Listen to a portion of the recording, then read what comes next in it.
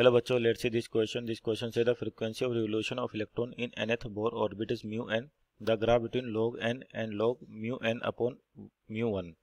चार ऑप्शन दे रखे तो आपको ग्राफ बताना है। तो सबसे पहले तो यहाँ पर की कॉन्सेप्ट की बात करें तो आपका बेसिकली जो की कॉन्सेप्ट यहाँ पर एटॉमिक स्ट्रक्चर में के ऊपर डिपेंड। तो यहाँ पे देखिए अपन की कॉन्सेप्ट लिख सकते हैं फ्रीक्वेंसी इन एटॉमिक स्ट्रक्चर और कौन सा बोर का उसके ऊपर डिपेंडेंट है आपके पास बोर एटॉमिक स्ट्रक्चर पर। तो देखिए सबसे पहले जैसे आपका न्यूक्लियस यहाँ पर है Ze चार्ज होता है तो ये क्या इसके अराउंड रोटेट करता है इलेक्ट्रॉन किसी सर्कुलर ऑर्बिट में और ये ऑर्बिट कैसे होते हैं स्टेबल होते हैं आपके पास। तो अगर मान लें किसी nth ऑर्बिट की बात करें जनरली तो जैसे आपका nth ऑर्बिट है इसकी रेडियस Rn कह देते हैं, इसमें इलेक्ट्रॉन रोटेट करा विद स्पीड Vn या सिंपल V से। तो जो टाइम पीरियड होता है आपके बेसिकली क्या हो जाएगा 2πr इतना चलना पड़ेगा इसको और स्पीड कितनी v। तो आपकी r होती है रेडियस, तो किसी nth ऑर्बिट के लिए जो रेडियस प्रोपोर्शनल टू होती है आपके पास n² z, जहाँ पे n क्या नंबर ऑफ ऑर्बिट है और z एटॉमिक नंबर है। उसी तरह से जो वेलोसिटी होती है nth ऑर्बिट में ये होती है z/n। तो यहाँ से अपन क्या लिख सकते हैं कि t प्रोपोर्शनल टू 2π तो कांस्टेंट r की पावर 3/2 है, n² r की पावर r अपॉन v है तो r क्या है n²/z है।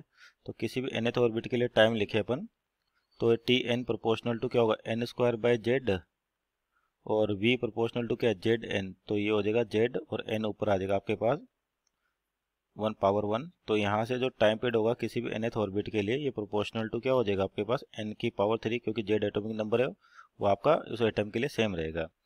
और फ्रीक्वेंसी जो होती है वो क्या होती है इसकी रिवर्स होती है, तो एफ एन की यानी कि एफ एन इनवर्स हो जाएगा 1/t और t क्या है n³। तो ये फ्रीक्वेंसी आ गई। अब आपको देखिए जो ग्राफ पूछा है log n mu n versus mu 1। Mu यहाँ पर जो फ्रीक्वेंसी इसको म्यू लिख रखा है यानी कि म्यू n की बात करें तो प्रोपोर्शनल टू क्या होगा 1/n की पावर 3 और एंड म्यू 1 कहें तो ये क्या हो जाएगा 1/1 पावर 3, n की वैल्यू कितनी 1।